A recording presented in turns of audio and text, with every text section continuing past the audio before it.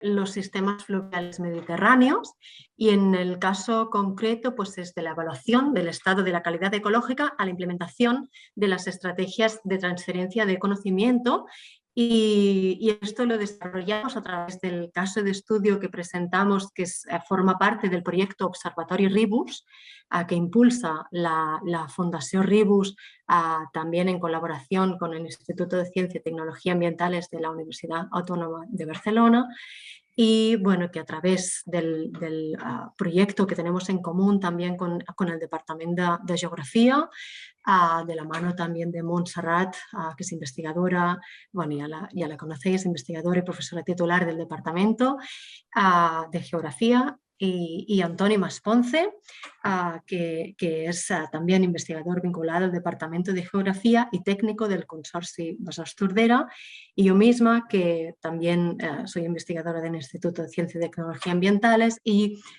técnica de la Fundación, desde donde impulsamos el proyecto del Observatori Ribus.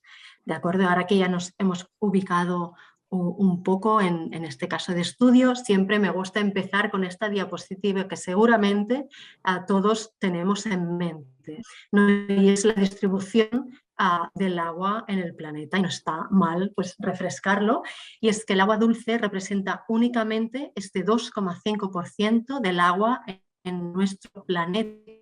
Perdona, Sonia, no pasa, ¿eh? ¿No? No, a mí no me ha pasado la transparencia. No, sigue en formato PowerPoint, no está en modo presentación ni se ve avanzar las diapositivas. A ver, si no la... Vamos a probar si no la proyecto. Esta segunda diapositiva. Sí, ahora sí. Ahora ha pasado, sí. Vale, pues no lo vamos a hacer en modo presentación, ¿eh? Hay alguna animación, pero bueno. Bien, pues es esta la gráfica de la que se estaba hablando, gracias a Montse por avisar, de este 2,5% del agua de nuestro planeta es agua dulce y se distribuye de una manera muy desigual. De manera que los ríos, como vemos aquí, solamente forman parte de un 1,6% de este 2,5%. Por tanto, es un elemento muy poco abundante y, claro, tiene una importancia vital para el mantenimiento de la biodiversidad asociada a los ríos. Y si nos ponemos en el contexto de los ríos mediterráneos, que después Toni va a explicarnos cuáles son sus características, pues vemos que la salud de nuestros ríos, la calidad ecológica, pues depende estrictamente de la calidad y de la cantidad de este agua. Y más cuando estamos hablando de periodos de sequía más acusados y de mucha heterogeneidad anual en cuanto se refiere a los caudales. Por lo tanto, tenemos estos dos parámetros que marcan esta salud de nuestros ríos, que son la calidad y la cantidad del agua circulante. Bien, siempre tenemos que tener en cuenta o consideramos que para ver cuál es el estado actual, ¿no?, de una situación, de un paisaje, de cualquier elemento, tenemos que remontarnos para saber de dónde venimos y incorporar los elementos de historia ambiental. En este caso podemos hablar de la historia ambiental reciente de nuestros ríos urbanos. Y como veis en estas imágenes, ¿no?, la calidad de estos sistemas hídricos, y es que vemos estas imágenes y no podemos hablar de un río. Esto es un canal y aquí no hay ecosistema propiamente, sino que se priorizó un canal de agua en el cual se podía verter cualquier cosa. Por lo tanto, aquí no podríamos hablar prácticamente de ríos como lo entendemos actualmente, ¿no? Hablamos de los años 60, de los años 70, de esta calidad de los sistemas hídricos, tanto superficiales como también subterráneos, evidentemente, se vio fuertemente alterada en estas épocas y sobre todo, especialmente en torno a los núcleos urbanos e industrializados, es decir, sobre todo los cursos medios y bajos de los ríos. Estas imágenes cedidas por el Consorcio Besòs Tordera, vemos como en aquel momento los ríos estaban por unos muros, no había absolutamente nada más en lo que sería el cauce, y además en las terrazas también había ocupación. En este caso vemos huertos, pero la ocupación cada vez más por zonas industriales y urbanas a causa del incremento demográfico, pues también era muy acusado. De los años 60, de los años 70, pero en los años 90 tenemos imágenes como esta, ¿no? Siempre lo decimos, como mientras en Barcelona se celebraban los Juegos Olímpicos, los ríos presentaban este aspecto, y aquí podemos ver cómo, ¿no?, generación de espumas por vertidos en el río Besòs en esta época, o aquí vemos el color del agua, cómo podía bajar de un color o de otro en función de la actividad industrial del momento. Hemos puesto estas imágenes porque son muy definitorias de ese momento y muy visuales, evidentemente. Por lo tanto, si hablamos específicamente de la cuenca del río Besòs, en los años 80 y 90, pues este río, esta cuenca, sufrió un elevado grado de contaminación en las aguas circulantes, tanto que fue considerado como el río o uno de los ríos más contaminados de toda Europa. En ese momento pues había la inexistencia, o bien podían ser incipientes, algunos sistemas de saneamiento, pero prácticamente eran inexistentes. Se trata de una cuenca fuertemente industrializada, pero además con una elevada presión urbanística y además en ese momento con un desorden urbanístico. En ese momento hubo un inicio pues, de un cambio. Ahora sí, un cambio en el contexto normativo y social, porque en ese momento empezó, ¿no?, en los años 86 a implementarse una legislación tanto autonómica como estatal. En el año 2000, que parece que hace muy poquito, pero si nos ponemos a contar ya han pasado 22 años, se creó la Directiva Marco del Agua Europea, pero es que además se generó una conciencia ambiental. También a nivel social también hubo un cambio, hubo un punto de inflexión también en ese momento. Por lo tanto, ciñéndonos un poco a la Directiva Marco del Agua, el objetivo establecido pues, fue precisamente esto, alcanzar un buen estado ecológico de los sistemas acuáticos, que en aquel momento pues, había llegado a su mínimo, ¿no?, podríamos decir. Y además incluye una visión innovadora porque el agua deja de entenderse solamente como un recurso que los humanos podemos utilizar, sino que además se considera como un elemento básico e indispensable para la vida acuática, para los ecosistemas. Por lo tanto, aquí estamos haciendo un paso adelante importante, considerando que los ríos deben de ser algo más, deben de ser ecosistemas, no solo en los cursos altos, sino a lo largo de todo su curso fluvial, ¿no?, también en las zonas urbanas. Y ahora le voy a dar la palabra a todos, que va a ir cambiando, va a ser muy, muy dinámico, que él nos va a explicar un poco más las características de estos sistemas fluviales mediterráneos. Muy bien, merci.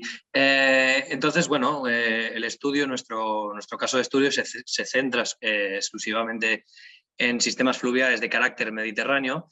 Entonces, para haceros una pequeña pincelada de cómo funcionan, cuál es la singularidad y por qué son tan interesantes de estudiar, explicaros que estas cuencas mediterráneas están sujetas a una variabilidad climática de carácter interanual, es decir, se interrelaciona entre periodos de baja precipitación y o sequías en verano y precipitaciones más abundantes en épocas de primavera y otoño.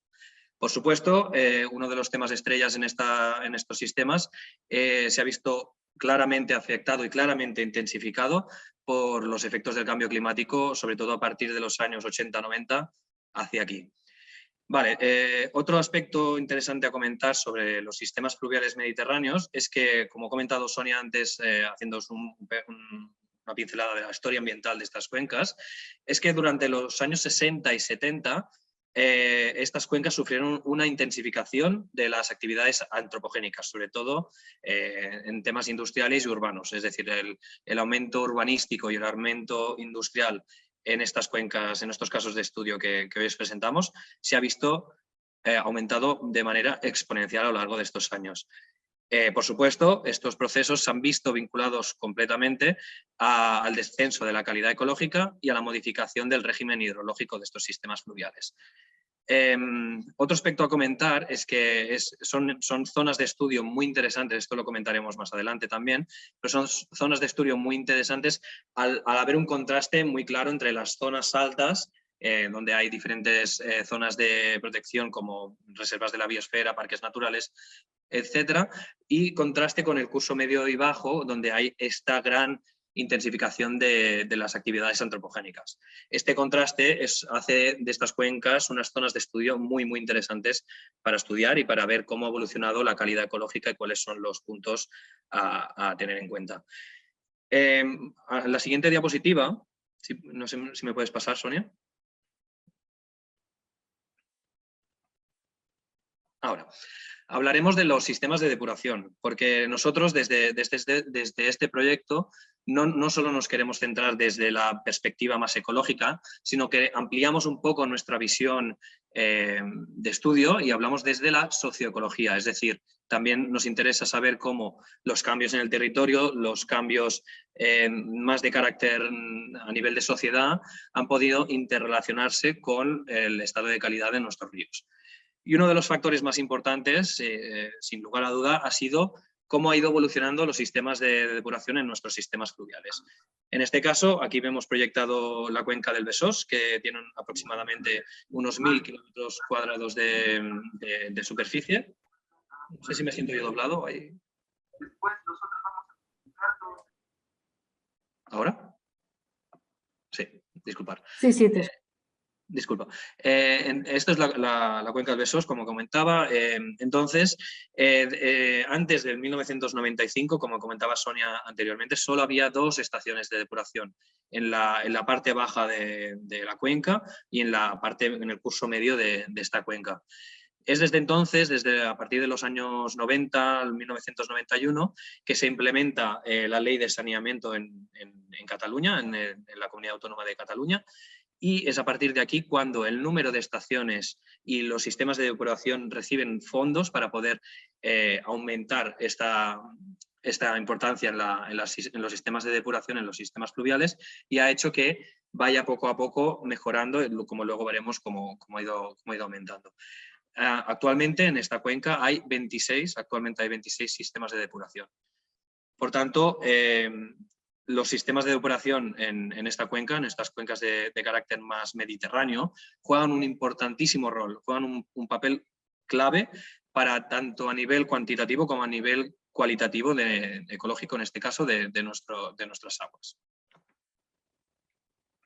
¿Puedes pasar, sisplau? Vale.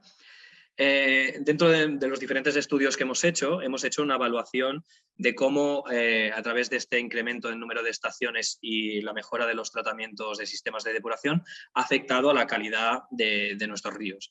En este caso evaluamos cómo las concentraciones de amonio y conductividad han ido disminuyendo, como aquí podemos ver, ha reducido la carga contaminante a lo largo de todos estos años gracias a esta implementación de diferentes sistemas de depuración, pero también en la mejora de estos tratamientos.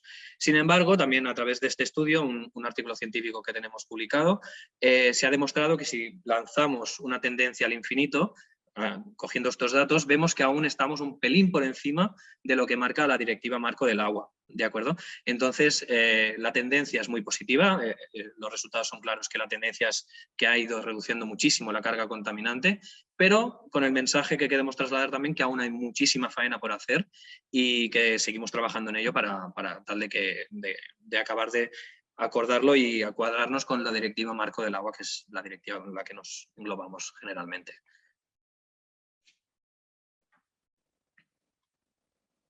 Ahora, no sé si se puede proyectar, Sonia, o es complicado. Si no, no pasa nada.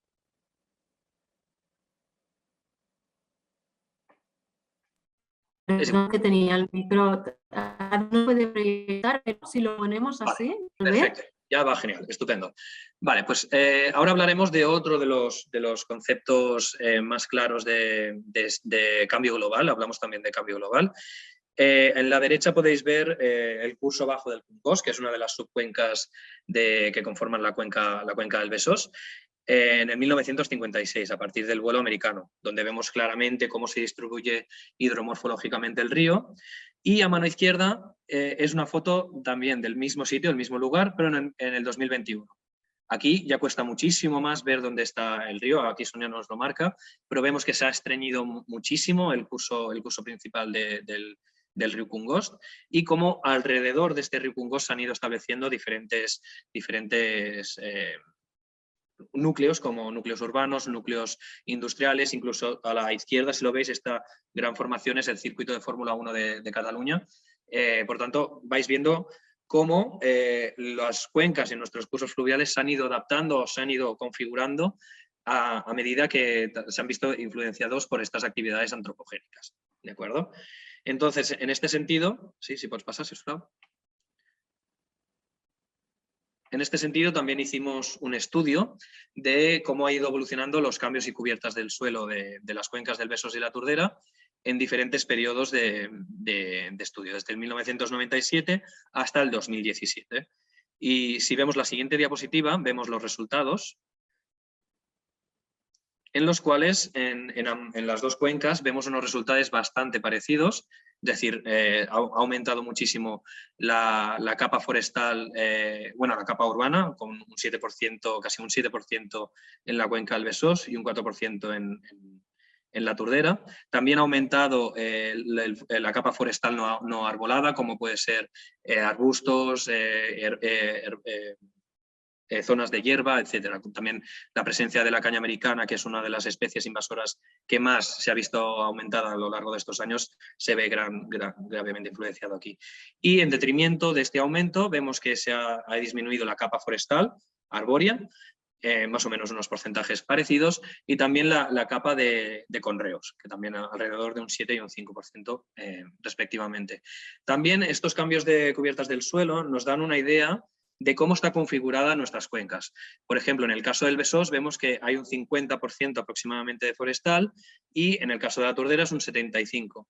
Entonces, este estudio de la evolución de los cambios y cubiertas del suelo en estas cuencas, aparte de darnos mucha idea de cómo se ha ido configurando el territorio a lo largo de estos años, también nos dan una idea de cómo son estas cuencas. Vemos que quizás podemos determinar y concluir que la cuenca de la Tordera es una cuenca un poco más naturalizada que en el caso del Besós, que, como hemos comentado, tiene una parte industrial y urbana bastante más grande, donde alberga alrededor de 2 millones de habitantes, ya que una parte de Barcelona también está incluida y su área metropolitana.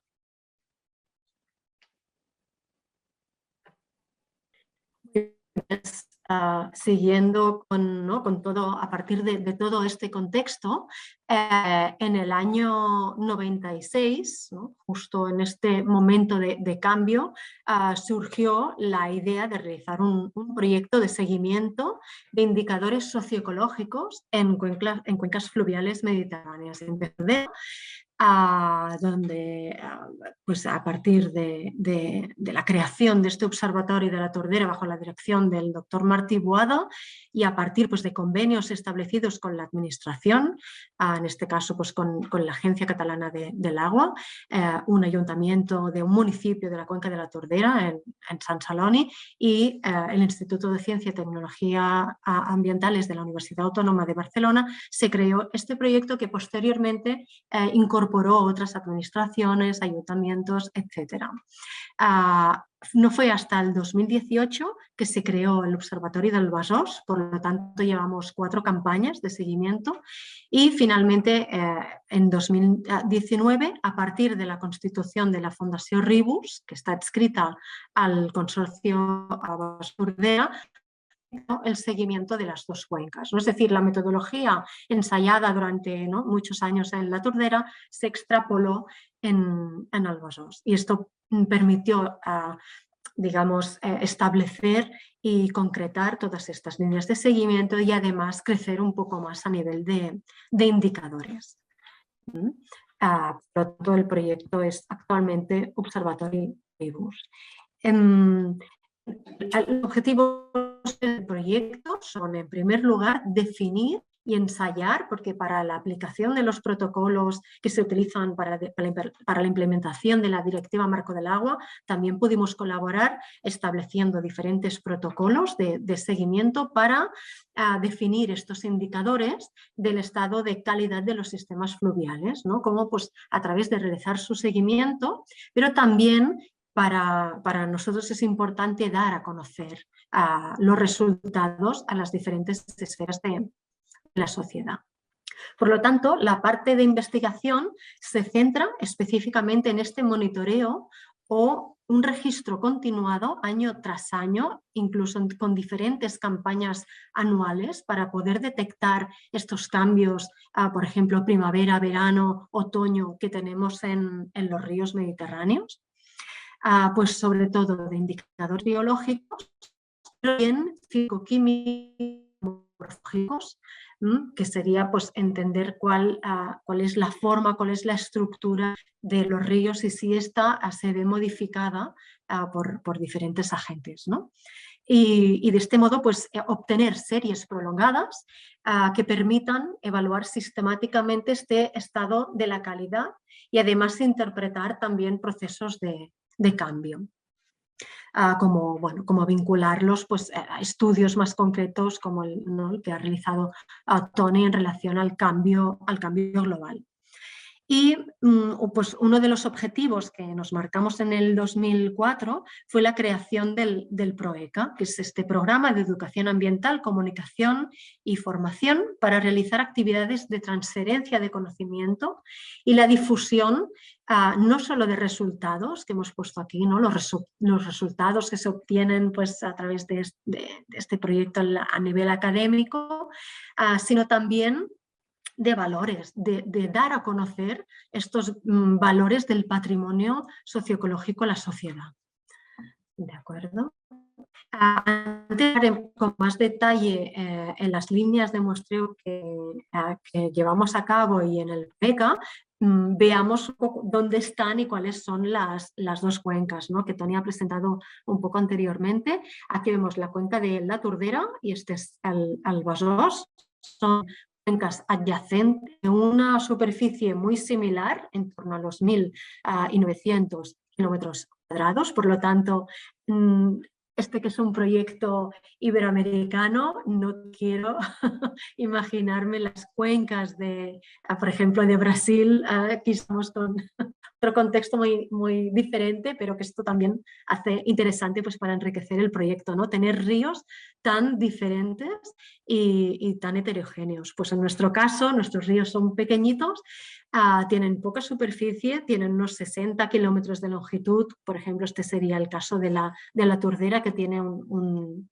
curso principal de 61 kilómetros de longitud, pero con una enorme diversidad y heterogeneidad, porque tenemos unas cabeceras, unas zonas altas ubicadas en una reserva de la biosfera y que después pues, cruzan estas zonas urbanas y finalmente, en el caso de la Tordera pues, y del Besòs, desembocan en el mar Mediterráneo, y en la Tordera tenemos una zona turística con una gran presión turística, por lo tanto una gran demanda hídrica también, cosa que es un reto, y una plana agrícola pues también importante.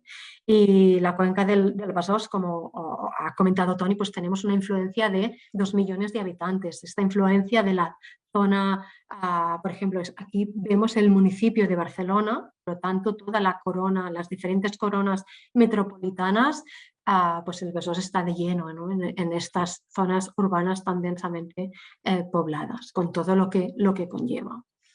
Por lo tanto, una gran diversidad de impactos, de presiones y también de oportunidades, por qué no decirlo.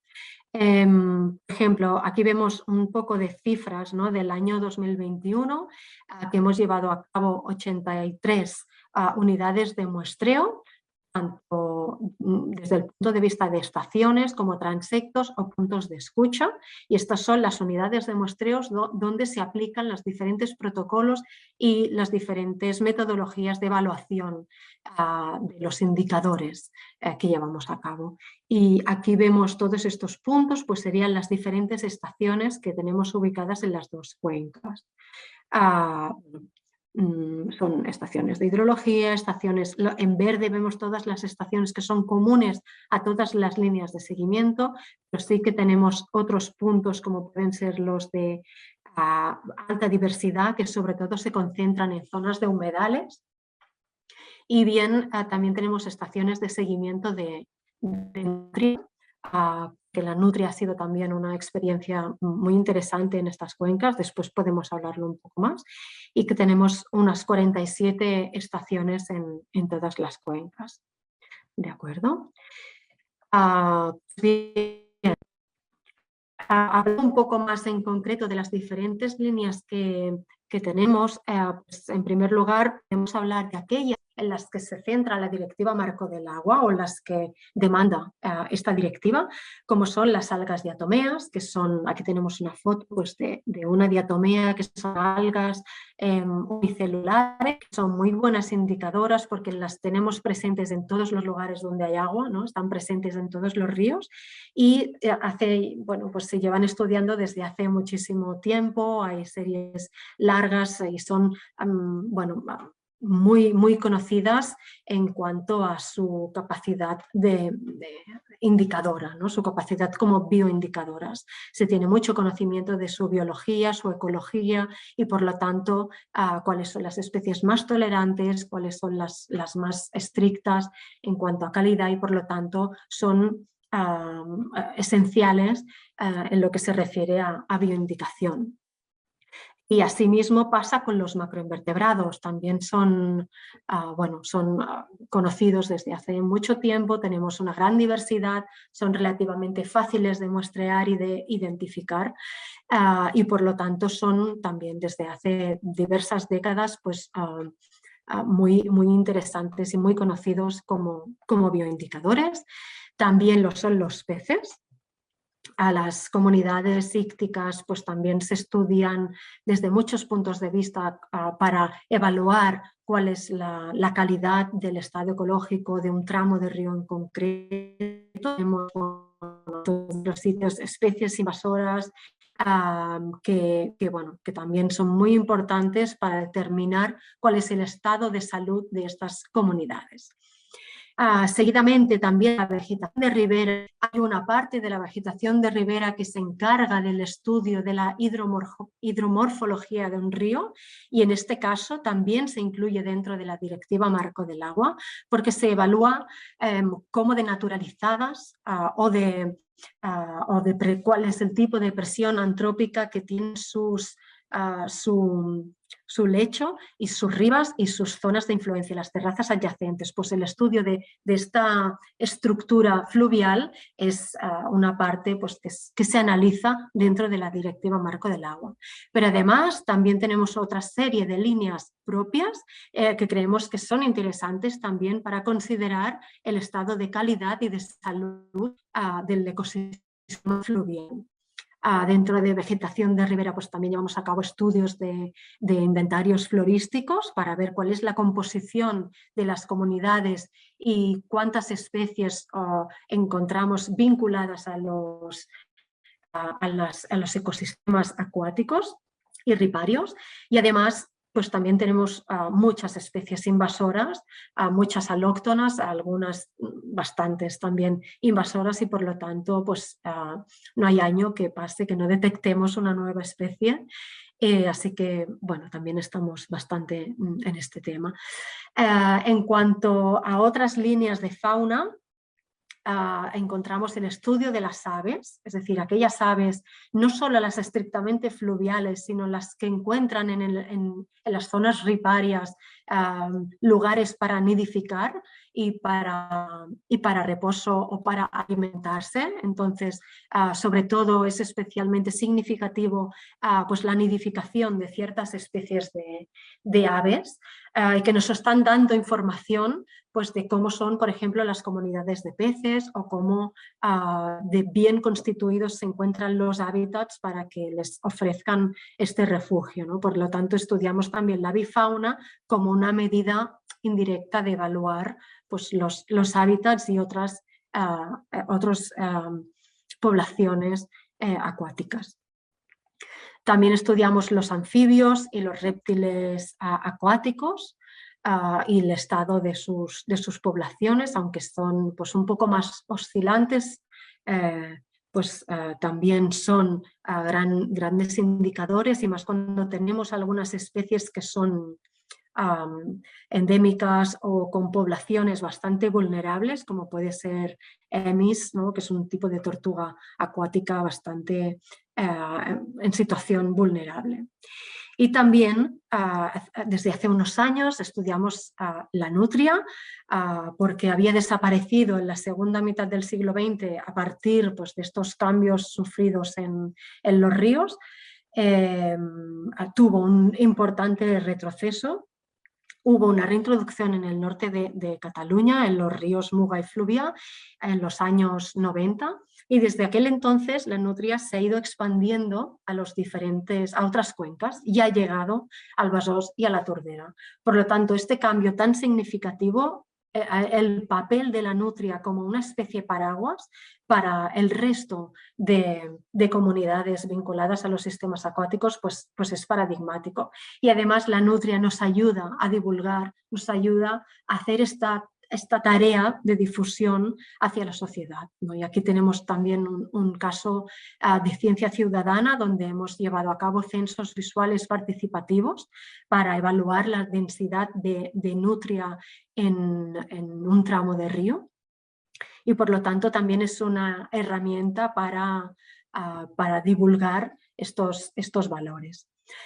Y ahora actualmente también estamos trabajando para consolidar, junto con un grupo de investigadores, la presencia o la evaluación de las comunidades de quirópteros, de un miotis, de una especie de murciélago, perdón, no me salía, de murciélago vinculado a los bosques riparios, y también de mamíferos acuáticos, como puede ser la gata de agua, es una especie que también sufrió esta contaminación de los ríos y desapareció, y parece pues, que no es tan tolerante como la nutria, podríamos decir, y se encuentra en una situación más vulnerable, y así como musaraña acuática o otros pequeños mamíferos acuáticos.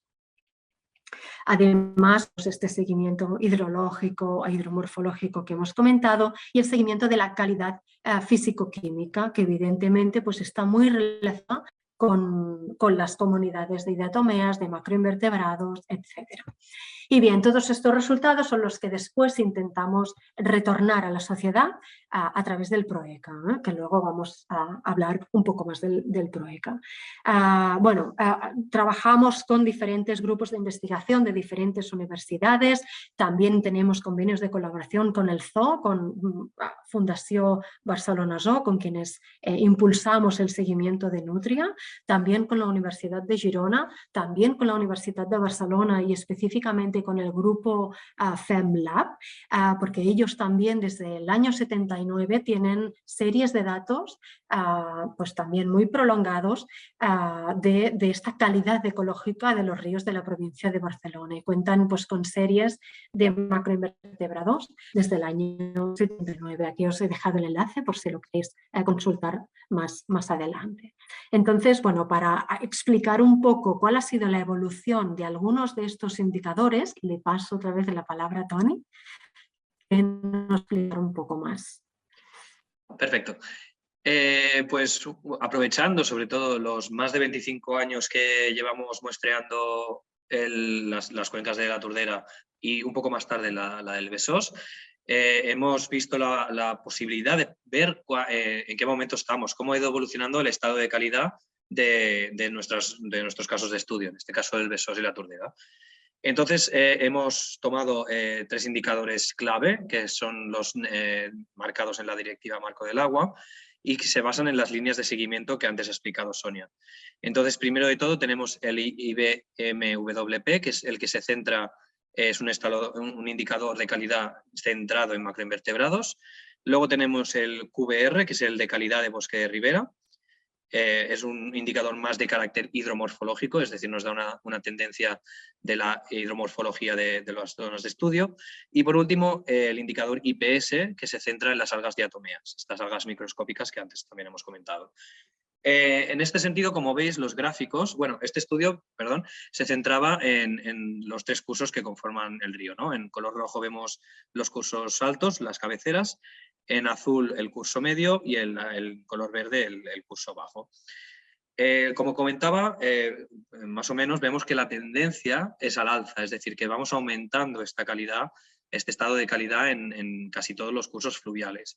Aún así, vemos que en la mayoría de los casos, en los cursos medios y bajos, aunque veamos que ha ido aumentando, aún están un poquito por debajo, o en la mayoría de los casos están un poquito por debajo de ser considerado un estado de calidad correcto o tal como marca la Directiva Marco del Agua.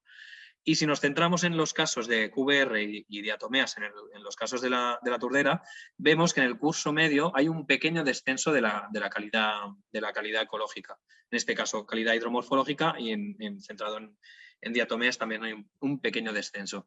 Esto sobre todo se puede explicar porque en el curso medio de la cuenca de la Turdera ha habido una gran influencia antropogénica, sobre todo por diferentes autopistas, el tren de alta velocidad y diferentes otras acciones que ha hecho que el hábitat fluvial se vea alterado a lo largo de los años.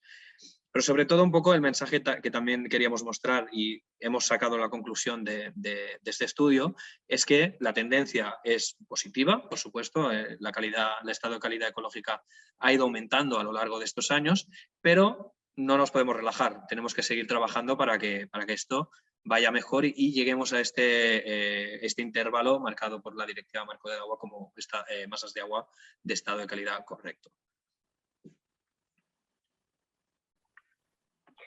Muy bien, pasando ya a lo que es propiamente el programa de educación ambiental, comunicación y formación, y lo entendemos como una estrategia pedagógica o una herramienta transversal para esta transferencia del conocimiento. Bueno, lo que aquí hemos podido redactar de un modo muy académico, al final, ¿el objetivo cuál es?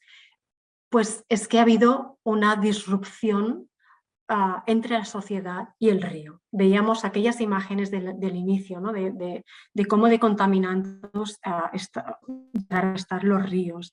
Cuando en los años 60, en los años 50, había una relación mucho más próxima de la sociedad con los ríos. Y hablamos pues como de un elemento socializador, como un elemento de juego, un elemento a veces por necesidad, ¿no? También, pero sobre todo creemos y hemos realizado estudios de conocimiento tradicional popular y lo que hemos detectado es que ha habido una pérdida de conocimiento de la sociedad hacia las dinámicas fluviales, hacia la biodiversidad relacionada con los ríos. Por lo tanto, nuestro granito de arena, en cierto modo, es para volver, ¿no?, a aquella sociedad que le había dado la espalda al río, porque el río pasó a ser un lugar desagradable. Pues queremos que esa sociedad que dio la espalda al río pues vuelva a mirar al río, ¿no? De hecho, uno de nuestros programas es Tornem a la Tordera, volvamos a la Tordera, descubreix el río, descubre el río, que la sociedad pues mire otra vez de cara al río, pero desde una visión ¿no? Siempre decimos de conocimiento para el respeto y para la conservación de estos ecosistemas. Por lo tanto, divulgar los resultados obtenidos en el proyecto, promover el interés social hacia estos ecosistemas fluviales, diseñar e implementar esta estrategia pedagógica, pero también de comunicación, divulgar el patrimonio no solo natural, pero también cultural asociado a los ríos y que forma parte inevitable de nuestra historia, pues todo ello nos lo hemos marcado como el objetivo para contribuir a reconectar esta relación entre la sociedad y los sistemas fluviales.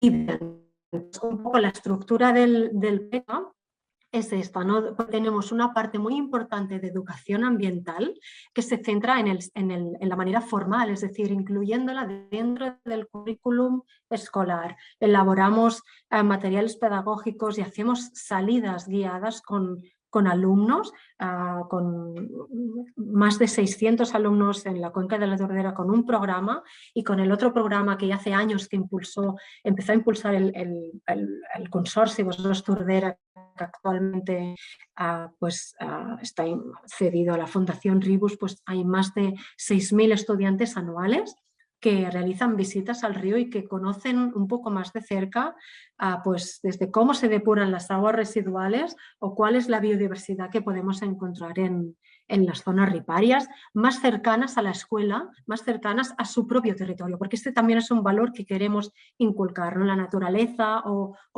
el patrimonio natural no se encuentra tan lejos de sus casas, sino que en las zonas urbanas también hay estos valores de biodiversidad y estos elementos de interés.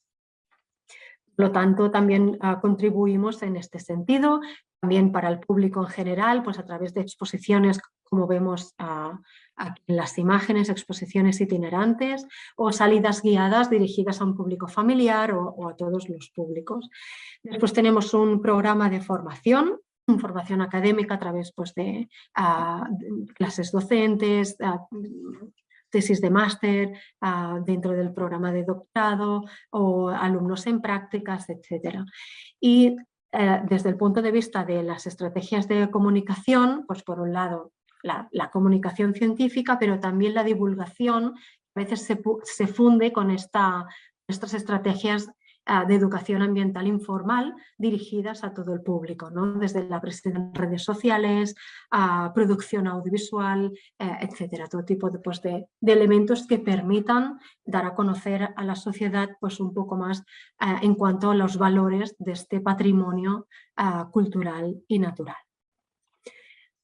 Y ya por último, pues así a modo de, no sé si de conclusiones, pero tal vez de reflexiones finales, ¿no? que hemos ido hablando a lo largo de todo el webinar, es que el conocimiento de estos valores culturales y naturales, lo que denominamos este patrimonio socioecológico y que están asociados a los sistemas fluviales, promueve esta participación de la sociedad cada vez más, ya sea pues, en procesos participativos, en tomas de decisiones, en aspectos de conservación, etc. Y esto, en definitiva, ¿no? Estas nuevas perspectivas sobre la investigación en educación ambiental y de sostenibilidad se convierten en estrategias efectivas y en unas herramientas efectivas para que esta sociedad se involucre de manera genérica en estos desafíos del cambio global, pero también en el cambio local, es decir, aquello que los atañe a su propio territorio, ¿no? Y hablando de este propio territorio y de este aspecto más urbano, para cerrar, yo creo que Montserrat nos puede hablar un poco más al respecto, así que le paso la palabra a Montserrat.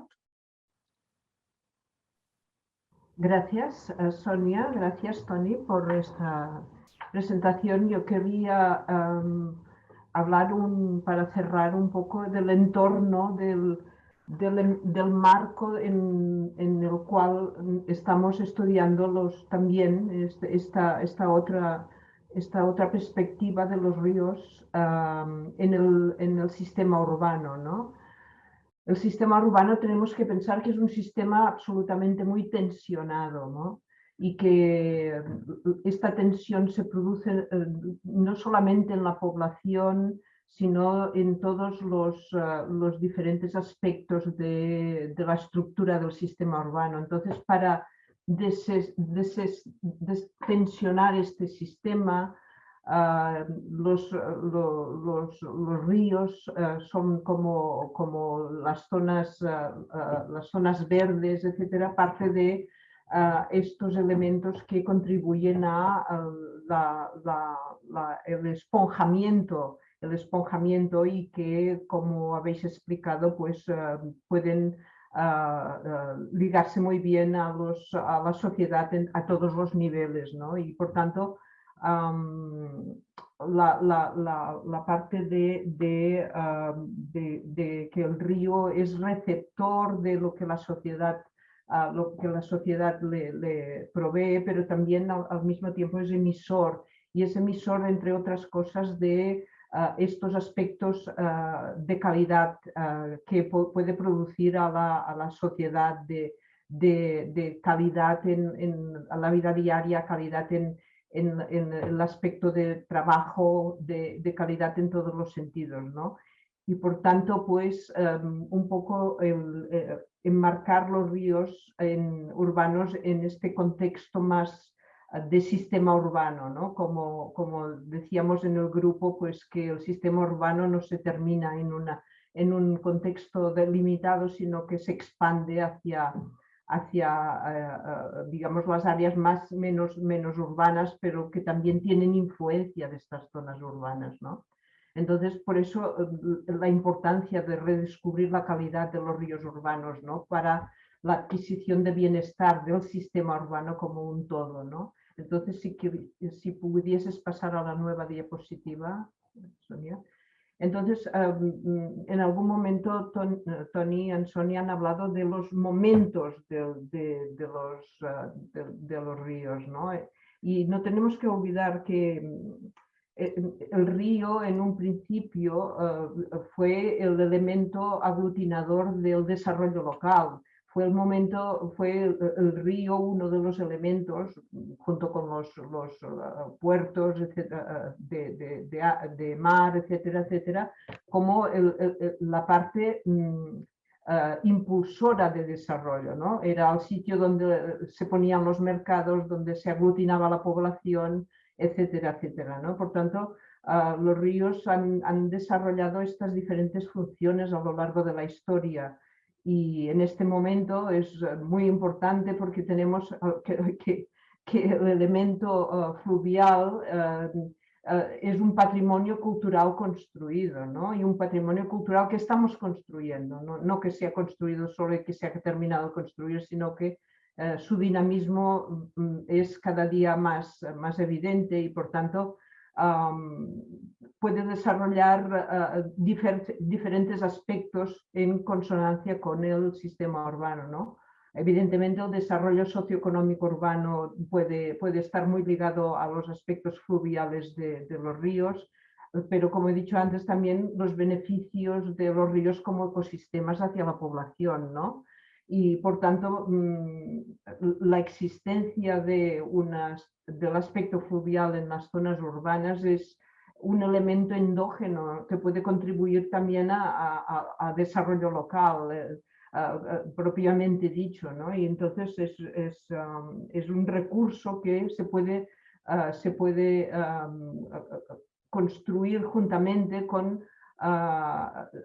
otros elementos, otros recursos de este sistema urbano para una posible planificación conjunta de dónde se quiere llegar para conseguir esta calidad y bienestar de la población con el respeto a la sostenibilidad de los ríos y del sistema urbano. Y bueno, básicamente yo quería intervenir en este aspecto un poco para cerrar el conjunto de nuestra presentación para el webinar del proyecto RUN, por nuestra parte desde la UAB, la Fundación Ribus y desde Barcelona, ¿no? Muchas gracias. Para terminar, teníamos previsto editar un vídeo, si os parece, dura 3 minutos. ¿Os parece que lo veamos? Es muy visual. Voy a probar a ver si lo podemos compartir, porque a veces estos vídeos son difíciles. Voy a parar la compartición de la pantalla. ¿Sí? Perfecto. Va un poco lento, pero... Con una superficie de más de 1000 kilómetros cuadrados, una población de más de 2 millones... No se oye mucho, pero... Una hidrografía ramificada que conforma 6 subcuencas diferenciadas, ha experimentado cambios muy significativos en los últimos 20 años. En una aproximación a la cuenca a través de una mirada histórica y socioecológica, es importante remarcar la gran expansión industrial y demográfica que tuvo lugar en los años 1960 y 1970, con un fuerte impacto sobre los sistemas fluviales. En este sentido, el análisis de la evolución de los sistemas de saneamiento hasta la actualidad es esencial para entender los cambios sucedidos en la mejora de la calidad del agua y, en consecuencia, de los ecosistemas. La calidad de los sistemas fluviales, determinada a partir de diferentes indicadores, desciende aguas abajo, desde las cabeceras hasta los cursos bajos. Y destaca el hecho que, en todos los casos, se observa una mejora atendiendo los macroinvertebrados como bioindicadores. Respecto a la biodiversidad, los siguientes gráficos muestran la riqueza de especies para cada uno de los grupos de fauna estudiados entre los periodos evaluados, siendo especialmente significativo el incremento de riqueza de especies de aves, así como de aquellas especies indicadoras de calidad y recuperación, pero también de las indicadoras de alteración, que corresponden a especies exóticas, muchas de ellas de carácter invasor. A través de los siguientes mapas se muestra la expansión que han tenido en la cuenca durante el periodo estudiado 4 especies bien significativas en el ámbito de los sistemas fluviales: el martín pescador, la nutria, el cangrejo rojo americano y la tortuga de Florida. En resumen y de manera general, se observa que la cuenca del Besós muestra una mejora en la calidad del agua, un hecho que se traduce en el incremento generalizado de los valores de los parámetros físico-químicos y de los índices biológicos del estado de calidad de los sistemas fluviales. Por otro lado, el análisis cartográfico y los indicadores hidromorfológicos ponen en evidencia la necesidad de continuar trabajando por la restauración de hábitats fluviales. Asimismo, es muy positiva la presencia y expansión de especies indicadoras de recuperación de los ríos y sus ecosistemas, siendo especialmente significativo el retorno de la nutria, una especie clave e inequívocamente indicadora de la mejora de los sistemas fluviales.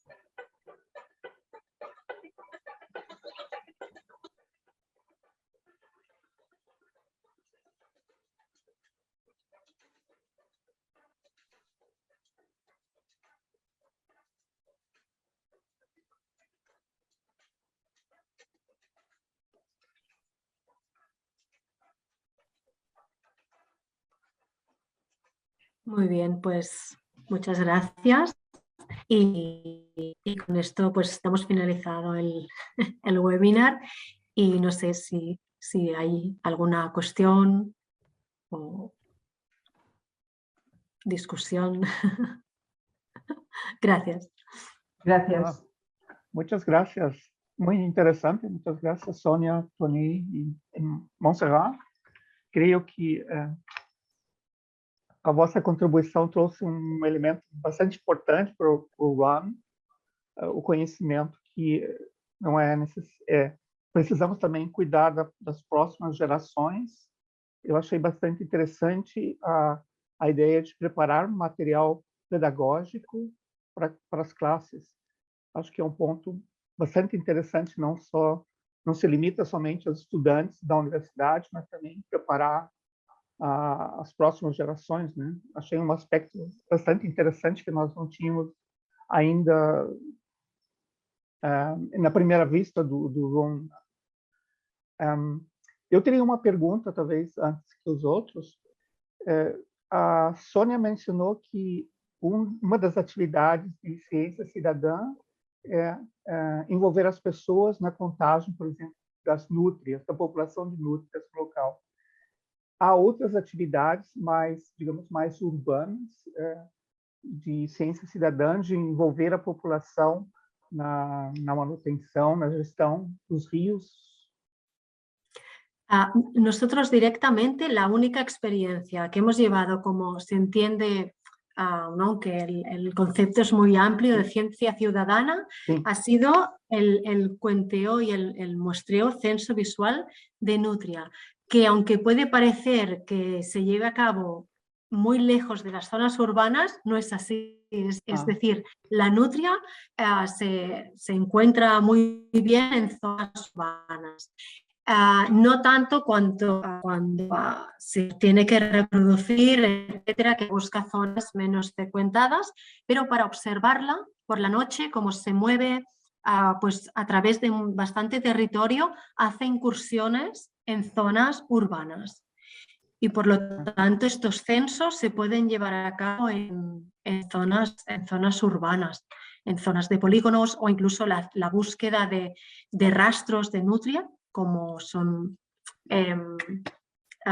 petjades, petjades o heces, pues se encuentran en zonas de polígono.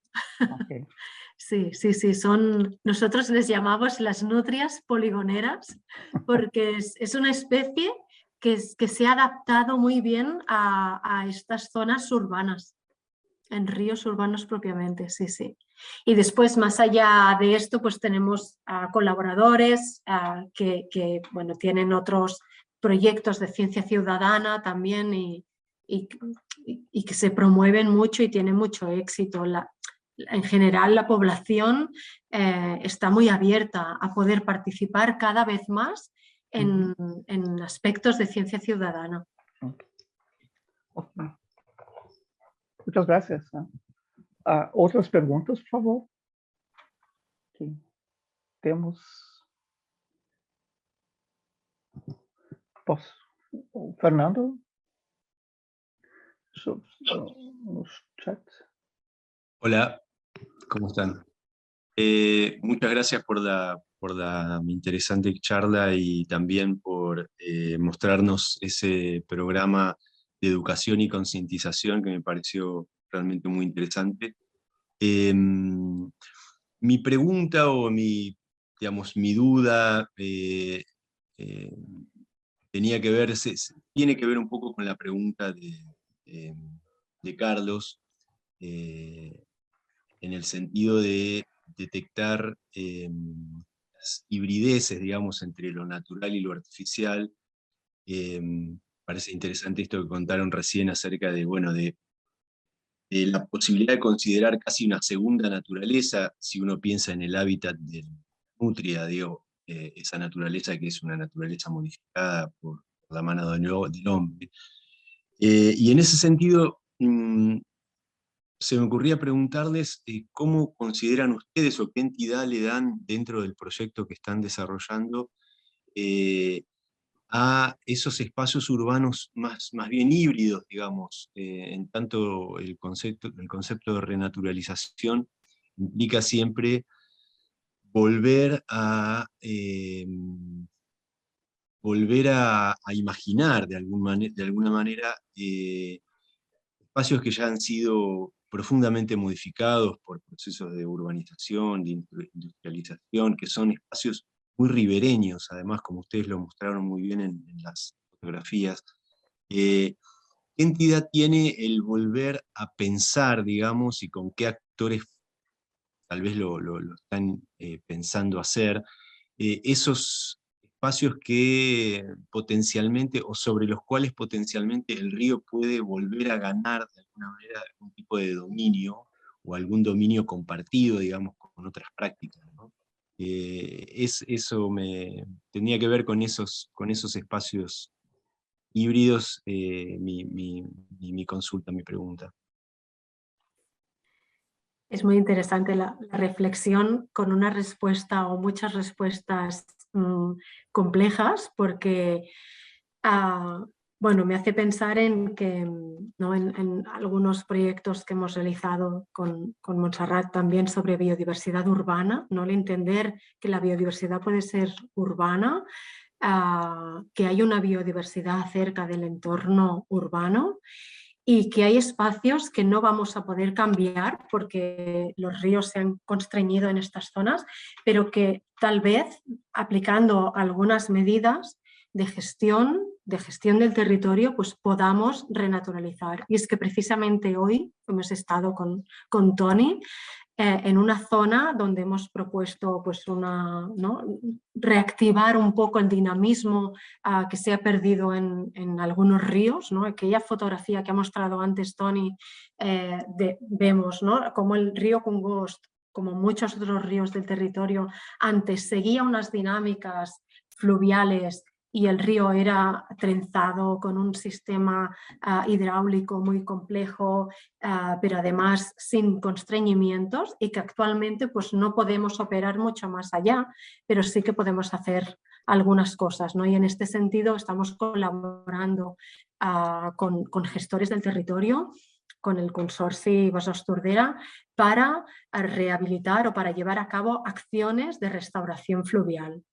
Y podemos hablar ¿no? de crear brazos secundarios, reactivar algunas zonas del río que actualmente está muy socavado, erosionado, sin una dinámica fluvial muy activa, para poder reactivar brazos secundarios o poder cambiar el curso fluvial de un año al otro. Esto en sistemas mediterráneos pasa mucho. Dar la importancia que se merecen a hábitats como surrals, a ver si me ayuda Toni con estas palabras, y cudulás, perdón, en castellano sería como zonas de guijarros, arenales, sí, exacto, todas estas zonas más cubiertas con, ¿no? con otras estructuras que no sean las estrictamente de vegetación o superficie. Por lo tanto, estas acciones de restauración, como puede ser también inundación de algunos puntos de terrazas adyacentes que pueden ser interesantes, todo esto tiene que convivir con la minimización del riesgo de inundación para la población. Es decir, el río se constriñó también para evitar inundaciones, porque en el sistema mediterráneo pues tenemos periodos de retorno, tenemos avenidas que cada X años pues pueden causar daños a la población o a las infraestructuras que tenemos actualmente, y es evidente que algunas cosas no las podremos revertir, pero otras, quizás haciendo pequeñas acciones, podemos romper un poco esta frontera y mejorar algunos aspectos que comentábamos. No sé si queréis añadir algo más, Montserrat, Toni. Sí, a mí me gustaría también, aprovechando el comentario de Fernando, y es que nosotros tenemos la gran ventaja de que contamos con un programa de monitoreo desde hace más de 25 años, disponemos de los datos, sabemos cómo ha evolucionado, sabemos cuáles son los puntos donde se va moviendo y dónde va evolucionando, y además este proyecto, como comentábamos, tiene una visión más de carácter socioecológico, es decir, vamos más allá, vemos lo que hay en el territorio, miramos cómo ha ido cambiando los usos del suelo, vemos cuál es la interrelación. Al final, uno de nuestros resultados también es ver cómo se han interrelacionado diferentes drivers de cambio global, como los usos del suelo, el cambio de usos del suelo con este monitoreo del estado de calidad ecológica. Entonces, este binomio nos ayuda mucho también a poder ver más claro y tener una visión más amplia de territorio y ver dónde actuar y qué está pasando, ¿no? En nuestra zona. Entonces, también valorar muy positivamente disponer de programas de monitoreo con datos desde hace tantos años. Eso es una grandísima ventaja que también ayuda mucho a poner en situación nuestras zonas de estudio.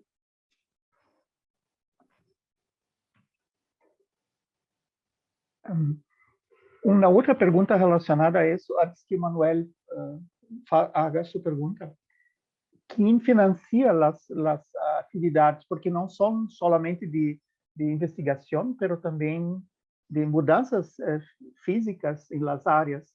¿Cómo ha financiado este proyecto? A lo largo de estos 25 años, pues el observatorio, digamos, se ha nutrido de diferentes aportaciones de administraciones locales, desde ayuntamientos, convenios con ayuntamientos, pero también de la Agencia Catalana del Agua, que es la agencia encargada de la gestión del agua en Cataluña. También durante muchos años pues, proporcionó los recursos para llevar a cabo los monitoreos. También algunas, digamos, propuestas o convocatorias de competición, ¿no? De concurrencia competitiva. Y además, bueno, pues hemos estado funcionando de este modo en estos 20 años. Y desde el año 2018, no quisiera equivocarme, desde el año 2018 contamos con el apoyo del Consorci Besòs Tordera y actualmente por la Fundació Ribus. Desde la Fundació Ribus también hemos podido establecer una colaboración público-privada y por lo tanto tenemos el apoyo también de empresas que a través pues, de su responsabilidad social corporativa, ¿no? De sus programas de responsabilidad social corporativa, pues apoyan también al proyecto. Por lo tanto, las fuentes económicas o de financiación tienen que ser ¿no? diversas y también bueno, a través del Ministerio convocatorias FECIT, que también hemos obtenido una recientemente, bueno, y diversos proyectos pues son los que permiten seguir pudiendo llevar a cabo los seguimientos. Ok, gracias. Manuel, por favor. Hola, sí.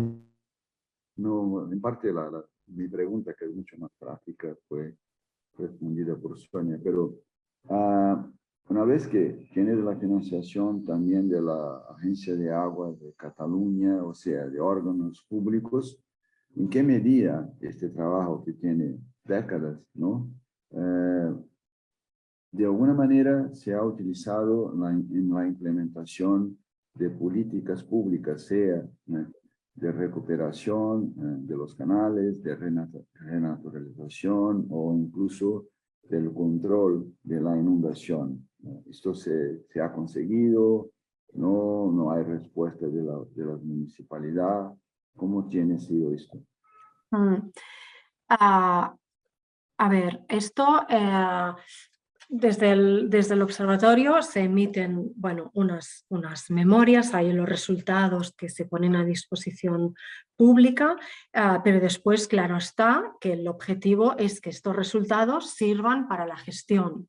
Entonces sí que para algunos proyectos que se han llevado a cabo en el territorio nos han consultado directamente las administraciones para conocer cuál es el estado de calidad ecológica en algunos puntos, para priorizar algunas de medidas de restauración. Después también en el territorio han habido como diferentes acciones participativas, ¿no? Es decir, se han llevado a cabo acciones participativas donde también hemos participado y donde los diferentes investigadores y expertos han podido participar para exponer pues su visión de experto o para proponer acciones. Es decir, el propio proyecto también ha sido activo en procesos participativos para transponer un poco todo este conocimiento y que sea útil para la gestión. Este también es un objetivo claro del proyecto. De hecho, ahora desde el Consorci Besòs Tordera, que propiamente también es un agente de gestión del territorio, pues los datos se pasan anualmente para saber cuáles son las masas de agua que son más susceptibles, sobre todo desde el punto de vista físico-químico.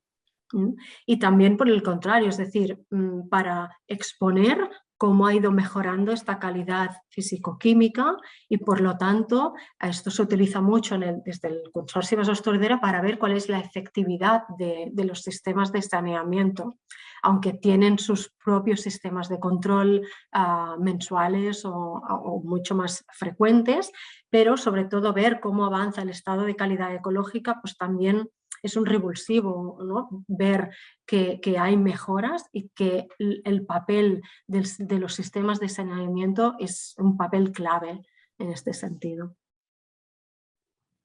¿Sí? No sé si he podido responder a la pregunta. Toni, si quieres añadir algo más. Ok, obrigado. O gracias. ¿Otras preguntas, otros comentarios, por favor?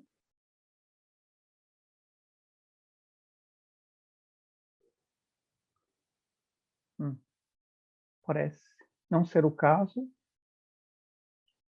Eu teria mais uma pergunta, então, sobre o material didático.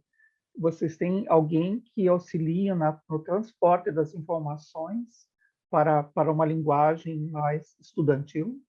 Como é feito esse material? Como é elaborado esse material? Perdón, no sé si he entendido muy bien la pregunta. ¿Cómo hemos elaborado el material pedagógico? Sí, si tienen ayuda pedagógica, ¿cómo es transportada la información? Porque para jóvenes, ¿no? Sí, hemos hecho un poco ensayo-error, es decir, hemos llevado a cabo una serie de cuadernos pedagógicos que se han alimentado con el conocimiento del proyecto y que hemos aplicado en los diferentes centros educativos y que hemos ido modulando en función de la respuesta que recibíamos también. Y actualmente, desde hace unos años que esto lo hemos trabajado mucho con Toni, llevando a cabo estos, ¿no? Nosotros mismos hemos hecho desde los cuadernos a las salidas de campo con los alumnos, ¿no?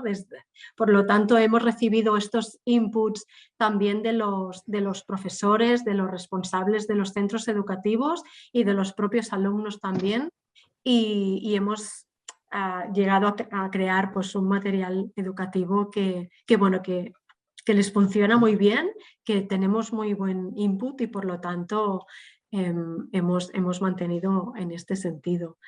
También en su momento trabajamos con el ICE, que és l'Institut d'Educació, de Ciències de l'Educació de la Universitat Autónoma de Barcelona, que nos dio su apoyo también en este sentido. Sí, también hay diferentes guías didácticas, currículums escolares por cada curso escolar, y entonces siempre o regularmente hemos ido actualizándonos en base a lo que se establecía en los diferentes currículums escolares de los cursos que íbamos trabajando. Y el feedback era bastante positivo al final. Perdón, que te he cortado. No, que hemos trabajado tanto sobre todo a partir de primaria, de ciclo medio de primaria, hasta bachillerato. Llevamos a cabo una actuación anual, ¿no? De hecho, Toni, creo que la semana que viene os vais esta semana con un grupo de bachillerato, y también hemos trabajado con ciclos formativos y después ya a nivel de universidad. Pero sobre todo, lo que agradece el alumnado, los jóvenes y los niños, adolescentes, es salir al campo. Es salir al campo, realizar salidas fuera del aula, poder experimentar. Y siempre lo decimos, el río es un recurso pedagógico excepcional. Hablo del río, pero también podemos hablar del bosque, hablamos de salir fuera del aula, y esto es lo que se agradece muchísimo, ¿no? Perfecto, gracias. Fernando, ¿otra pregunta? Sí, perdón, una pregunta que en realidad es una curiosidad de arquitecto. Y bueno, la pregunta entonces la puedo encuadrar dentro del interés sobre la interdisciplina de algún modo. Pero me preguntaba si ustedes están en contacto con o conocen el trabajo de una persona que es muy conocida en el campo de los estudios urbanos y que es que ha dibujado muchísimo las cuencas fluviales y los sistemas urbanos en Barcelona, que es Joaquín Sabaté Bel. ¿Conocen el trabajo de él? No lo conozco. No, Joaquim Sabaté. Joaquín Sabaté Bel, sí, es un arquitecto que fue uno también de los responsables de toda la transformación urbanística de Barcelona, pero que es muy valorado por hacer del dibujo una herramienta interpretativa, digamos, dibujando y redibujando no solamente la ciudad, sino también la topografía, los ríos, ¿no? Trabajando con capas. Y bueno, a mí siempre me pareció una metodología muy, muy interesante la de Joaquín. Pues nos lo apuntamos, pero sí, no lo conocemos, pero nos lo apuntamos. Y tanto, gracias por la... De nada. Ok, outras perguntas, outros comentários? Não, parece não ser o caso, estamos também na hora, exato. Muitas graças a todos. Muito interessante esta visita aos casos de Barcelona. Creio que elas trazem luzes novas para o RUN, na questão da pedagogia. Achei bastante interessante. E esse processo largo, 25 anos, é uma experiência incrível, né? Nós, em Lisboa, estamos iniciando. Eu creio que é uma experiência quase 25 anos para investigação. É realmente um trabalho árduo e interessante de conseguir em tanto tempo manter o assunto, né? Por isso, torna-se o caso de Lisboa, o caso de Barcelona, bastante interessante para o RUN, também por essa periodicidade, por esse controle. Se não houver mais perguntas, nós fechamos aqui, né? Terminamos aqui hoje. Nos vemos, então, no dia 13 de junho, com a equipa do Manuel, com a participação da Nagayama de Lisboa, né? Um trabalho internacional de cooperação. Também estamos bastante curiosos. Então, muito obrigado, muitas gracias. Muy interesante. Muchas gracias, muito obrigada. Gracias a vosotros. Muchas gracias. Gracias a todos. Felicitaciones. Adiós a todos. Felicitaciones por la labor. Adeus. Excelente. Gracias. Adiós. Hasta luego, adiós. Nagayama fica pouco, uma pergunta só.